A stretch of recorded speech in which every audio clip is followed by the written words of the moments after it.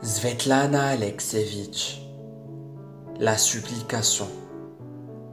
Chapitre 1er. La terre des morts.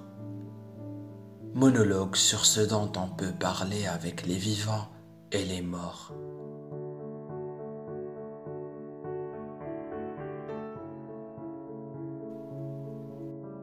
Je vais me souvenir de tout pour vous. Les avions passaient et repassaient, tous les jours, très bas au-dessus de nos têtes. Ils volaient vers le réacteur, vers la centrale, l'un après l'autre. Chez nous, c'était l'évacuation. Les soldats prenaient nos maisons d'assaut. Les gens s'enfermaient à clé, se cachaient. Le bétail hurlait. Les enfants pleuraient, comme si c'était la guerre, et le soleil brillait. Moi, j'attendais dans la maison, mais sans m'enfermer à clé. Les soldats sont venus. Alors, grand-mère, tu es prête? Je leur ai demandé, vous allez m'attacher les bras et les jambes de force? Ils sont restés quelques instants, sans parler, puis sont partis. Des jeunes, de vrais gamins. Les femmes imploraient à genoux devant leur maison. Mais les soldats les prenaient sous les bras, l'une après l'autre, pour les faire monter dans les camions. Mais moi, je les menaçais de mon bâton, les injuriais, leur lancer les pires insultes. Mais je ne pleurais pas. À l'époque, je n'ai pas pleuré. Je suis resté dans la maison. On criait très fort. Puis, plus rien, le silence. Tout est devenu calme. Le premier jour, je ne suis pas sorti de chez moi. Plus tard, on m'a raconté comment la colonne de gens marchait et la colonne de bétail qui avançait, comme à la guerre.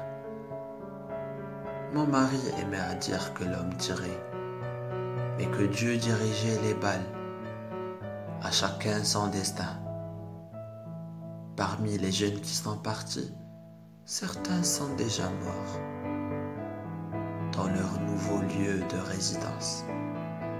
Et moi, je marche avec mon bâton, top, top. Parfois, je m'ennuie et je pleure. Le village est vide. Mais il y a plein d'oiseaux. Ils volent. Et les cerfs viennent, comme si de rien n'était. Je vais me souvenir de tout. Les gens sont partis, mais ils ont laissé les chiens et les chats. Au début, je leur versais du lait ou leur donnais du pain. Ils restaient près des cours de leur maître et guettaient le retour. Ils ont longtemps attendu. Les chats affamés mangeaient des concombres, des tomates. Jusqu'à l'automne, j'ai coupé les herbes devant l'entrée de la voisine, j'ai aussi réparé sa palissade.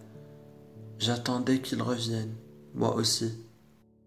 Le chien des voisins s'appelait Joutchoc. Joutchoc, lui disais-je, si tu rencontres des gens le premier, appelle-moi. La nuit, je rêvais que l'on m'évacuait. Un officier me criait « Hé, la patronne, nous allons tout brûler et enterrer les décombres. Sors !» Et l'on m'emmenait dans un lieu inconnu. Un endroit déconcertant. Pas une ville et pas un village. Et pas la terre. J'avais un gentil chat, Vaska. En hiver, des rats affamés m'attaquaient.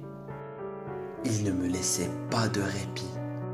Ils se glissaient sous la couverture Ils ont grignoté un passage dans le tonneau à grains. C'est Vasca qui m'a sauvée. Sans lui, je serais déjà morte. Nous parlions et mangions ensemble. Et puis, un jour, il a disparu. Peut-être des chiens affamés l'ont-ils attaqué et dévoré. Ils erraient, faméliques, jusqu'à ce qu'ils crèvent tous. Les chats avaient tellement faim en hiver qu'ils mangeaient les chatons. Que Dieu me pardonne. Et les rats ont dévoré une femme, des rats roux. Et je ne sais pas si c'est vrai.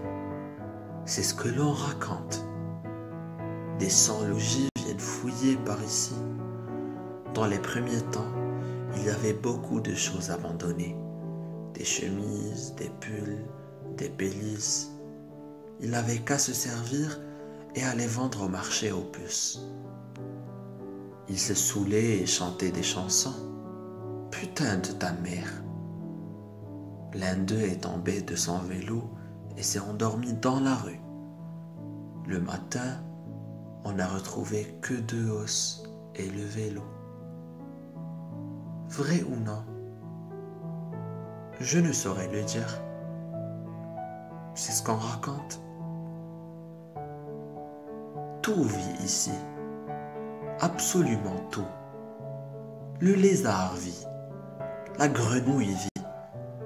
Et le ver de terre vit. Et il y a des souris. Tout y est. C'est surtout au printemps que c'est beau. J'adore quand les lilas fleurissent. Les fleurs de merisier sentent si bon. Tant que mes jambes m'ont tenu, j'allais acheter le pain moi-même. 15 kilomètres, rien qu'à aller. Jeune, je les aurais fait comme une promenade. J'avais l'habitude. Après la guerre, nous allions en Ukraine chercher des semences. À 30 ou 50 kilomètres. Les gens portaient un pot, moi, j'en portais 3. Et maintenant, qu'il m'arrive de ne pas pouvoir traverser la maison. Comme on dit, la vieille femme a froid, met les fesses sur le poêle. Quand les miliciens viennent contrôler le village, ils m'apportent du pain. Mais quand il a contrôlé ici, il n'y a que moi et le chat. J'ai un autre chat maintenant. Les miliciens nous font signe, de loin, et nous sommes contents. Lui et moi, nous nous précipitons à leur rencontre. Ils lui apportent des os. Et moi, on me demande toujours, et si des bandits viennent?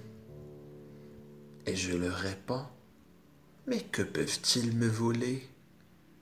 Je n'ai que mon âme à rendre. De Bancar. Ils rient. Ils m'ont apporté des piles pour la radio. Maintenant, je peux l'écouter. J'aime Lyudmila Zykina, mais elle chante rarement.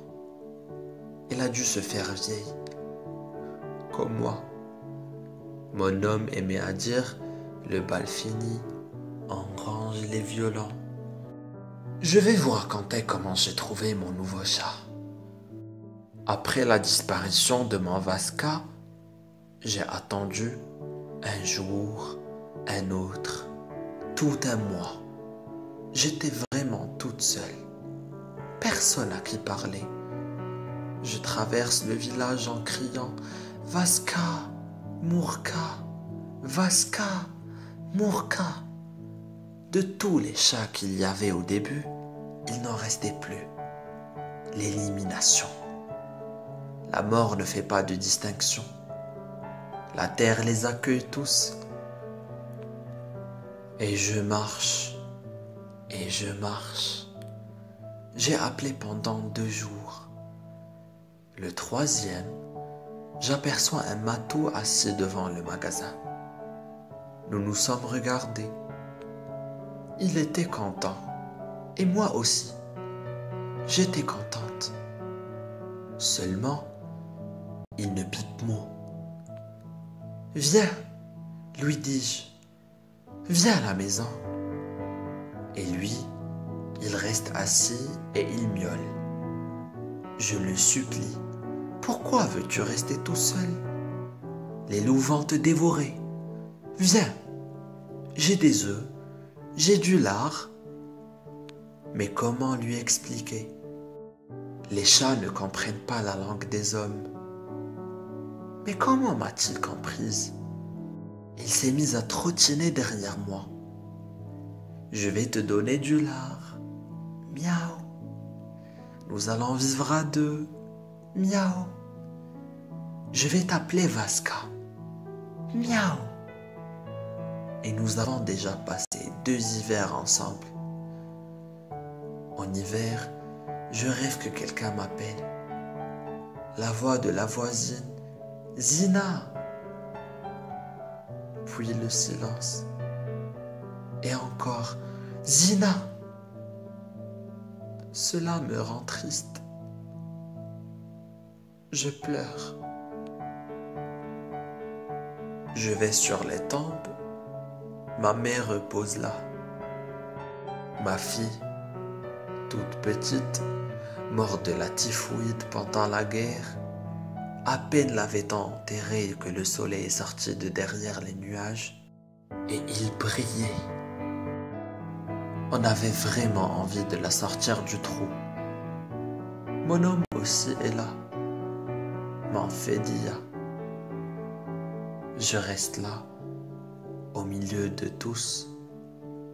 Je soupire.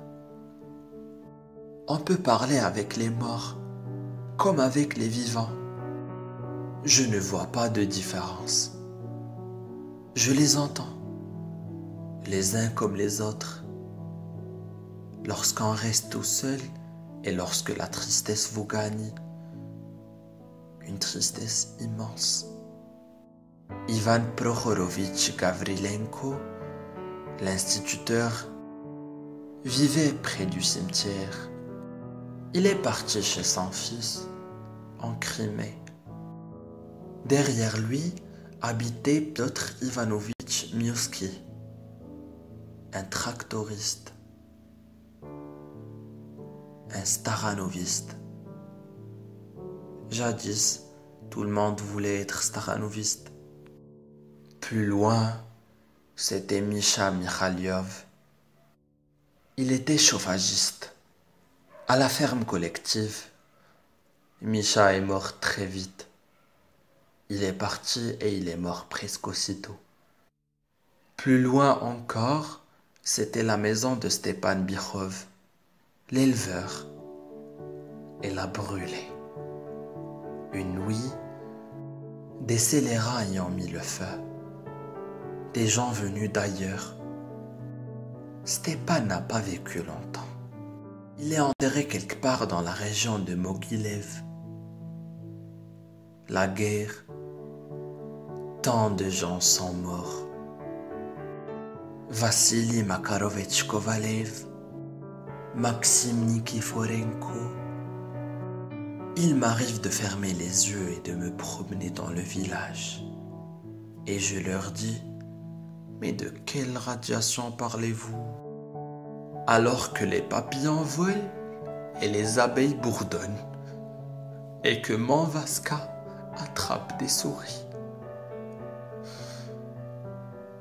Et toi, ma petite, as-tu compris ma tristesse? Tu vas la porter aux gens, mais je ne serai peut-être plus là. On me trouvera sous la terre.